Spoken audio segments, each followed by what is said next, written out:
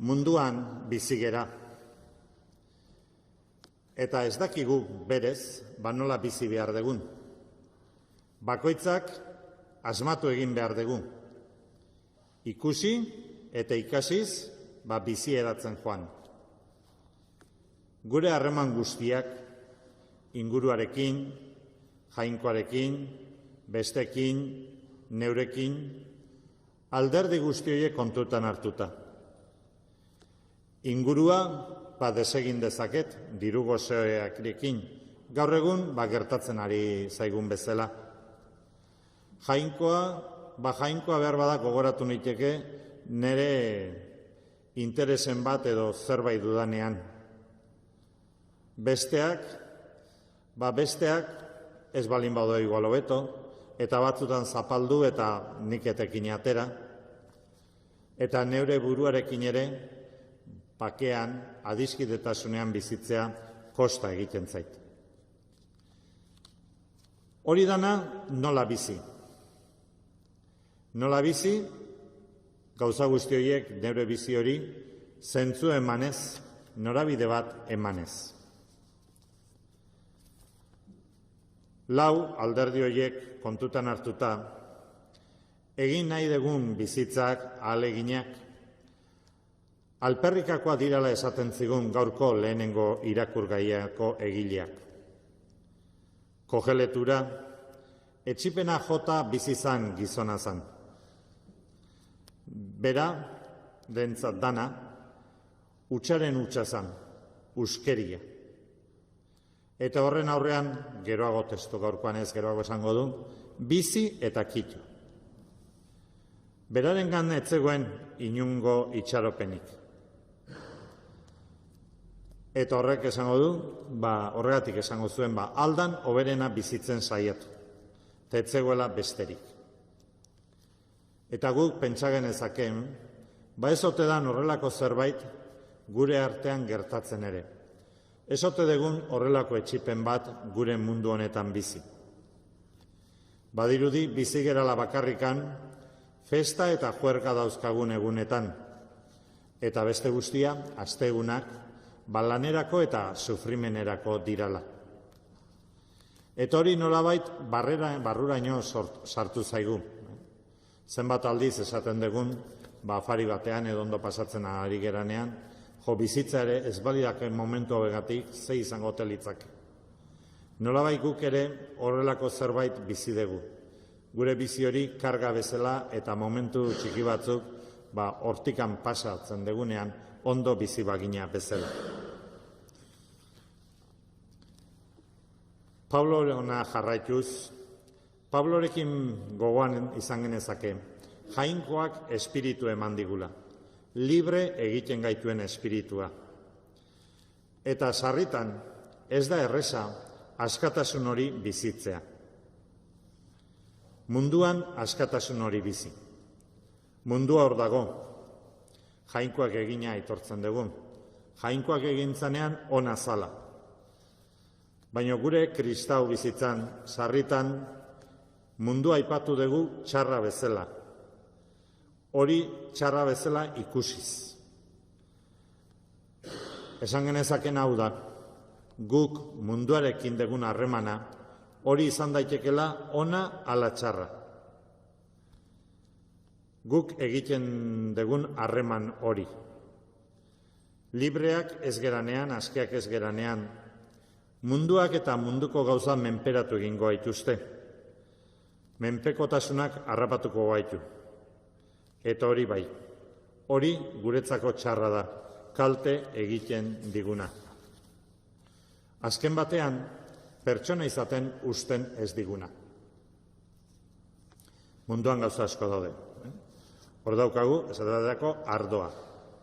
Ardoa ez da ez ona eta ez txarra. Ardoa da. Gizakiok horretaz disfrutatu genezake. Baina ardoa nere bizitzako nagusi egiten balin bada, orduan ez. Ez disfrutatu eta ez bizi.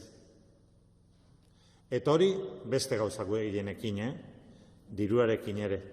Diruaren nagusi nina izenean, diru erabili eta disfrutatu dezaket. Pablok irakurgai hortan esango ziguna da, hau dena kendu egin behar degula. Kendu gure bizia eraikitzeko. Gure bizia Kristori begira egiteko. Kristo ardatz hartuta egiteko. Espirituak askatasuna emango digu. Askatasun hori jarraitu behar dugu. Eta ez munduko gauzetara egokitu eta menpeko egin. Kristok ematen digun espiritu horrek kritiko izatea ere bideratuko digu. Eta horrekin mundu honetan beste erabatera egokitu gintezke. Gaineraz, espiritu horrek lagundu egingo digu munduko gauzen aurrean bereizmena egiten.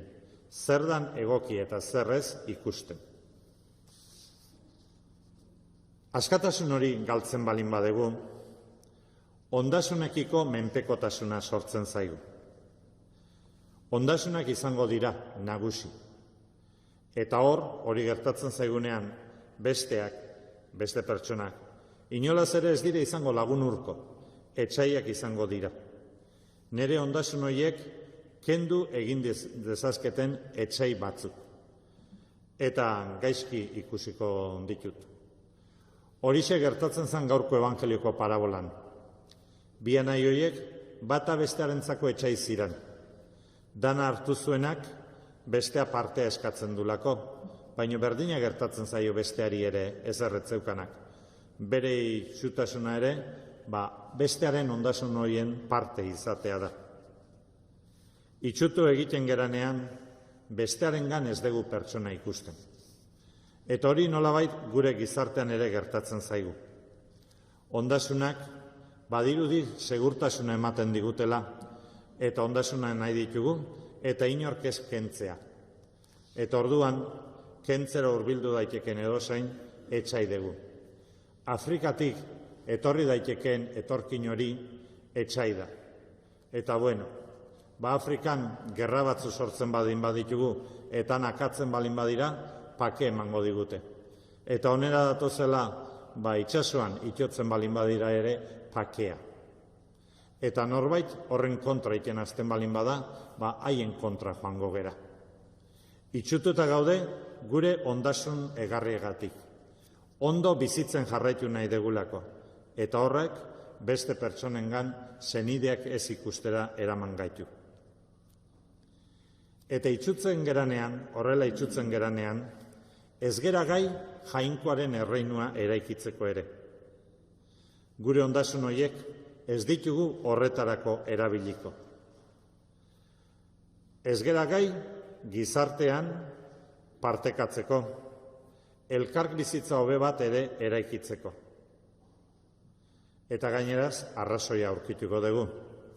Bai, gure ondasunetako zati bat eman, hor dabiltzanak geratzeko iriste alda behar dan lekura.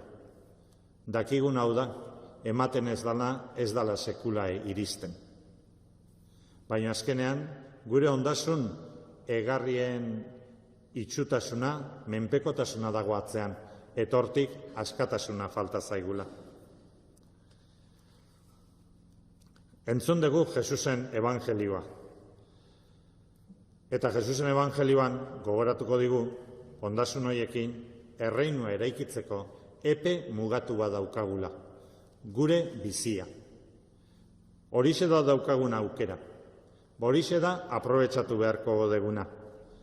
Aprobetxatu libreak izateko. Eta askatasun horretatik jainkoari begiratuz bizi eraikitzeko. Eta jainkoari begiratuz besteak ere kontutan izanez egiteko. Eta horrela, neure buruarekin ere pakea, lasaitasuna, poza bizitzeko. Jainkoaren erreinuaren proposamena daukagur.